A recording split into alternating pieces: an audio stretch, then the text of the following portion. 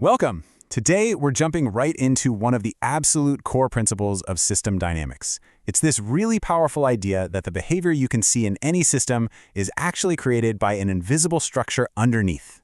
And to kick things off, let's just think about this quote from the scientist J.E. Lovelock for a second. What he's saying is, you can't really understand a complex system just by taking it apart and looking at the pieces. The real magic, the real understanding, comes from seeing how all those pieces work together as a whole. And that idea?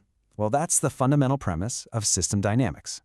This is a field that was developed at MIT, and it gives us an incredible framework for understanding why things change over time. So when we use the word structure, I want to be really clear. We are not talking about physical parts you can touch. We're talking about the invisible web of interconnections, the cause and effect links, and the feedback loops that are constantly governing how the system operates. Okay, let's really break down this core principle because it is everything. Think of it like this. On one side, you have behavior. This is what we see. It's the patterns unfolding over time. Population growth, market shifts, you name it.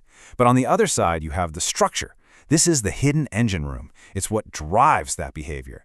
System dynamics teaches us that if you want to understand or maybe even influence the visible behavior, you first have to uncover and map out the underlying structure causing it. So to really see this in action, we're going to build a simple model from scratch, just looking at a town's population. Let's start with a hypothetical community. We'll call it Small Town USA, and it begins with a population of 5,000 people. Now, the initial structure seems really straightforward, right? We have a stock, which is just our accumulation of people. That stock gets bigger through an inflow of births, and it gets smaller through an outflow of deaths. Simple enough. And let's say, based on some historical data, we assume these flows are just constant. So the key assumption here is that the population will go up by a fixed amount, exactly 75 people each and every year. So we run a simulation of this simple structure over 12 years. And what do we get? Exactly what you'd expect. Simple, predictable, straight-line growth. And, for a short period of time, that seems pretty reasonable. But what happens when the conditions are different? Or what if we look at a much, much longer time horizon? This is usually where simple, linear models start to show their cracks. Let's really put this model to the test. We're going to apply this exact same simple structure, but to a totally different scenario, a town in decline. Let's call it dilapidated village. We're using the exact same model logic, a constant inflow and a constant outflow, just with different numbers that reflect this decline. And this time, let's run the simulation for a full 100 years.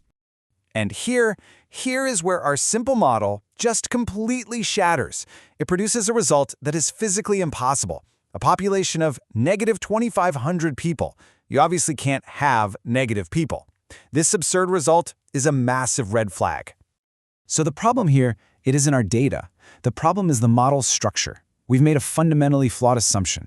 We've missed a critical connection that exists in the real world. And that missing connection, the key to this whole puzzle, is feedback.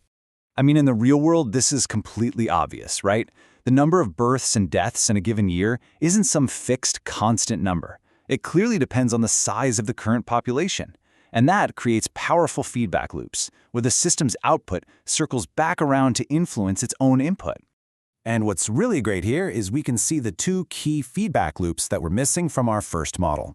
First, you have a reinforcing loop for births. The logic is simple. A bigger population leads to more births, which leads to an even bigger population. It's a snowball effect. Exponential growth.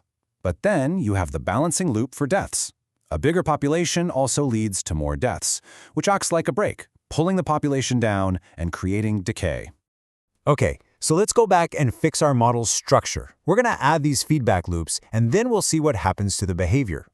So instead of using those constant, unchanging numbers, we're now going to define births and deaths as dynamic rates, basically a fraction or a percentage of the total population. This simple little change in logic, it fundamentally rewires the model's entire structure. And wow, look at the impact. With this new feedback-driven structure, small town's growth is no longer a straight line. It's explosive, it's exponential. And at the same time, dilapidated village's population now decays realistically, curving down towards zero but never becoming negative. The behavior followed the structure. So, after all that, what is the single most important lesson to take away from this exercise? Well, here's the most crucial point. We didn't change the initial numbers at all. The only thing we changed was a couple of connections, the structure. And by doing that, we went from a simple, linear, and totally wrong prediction to a dynamic and much more realistic one. Behavior truly does emerge from structure. And that leaves us with a final and, I think, pretty provocative question. We just saw how a tiny structural change completely transformed a simple population model. So what hidden feedback loops are secretly driving the behavior of the complex systems we deal with every single day? Things like the economy, our own organizations, and the very ecosystems we all depend on.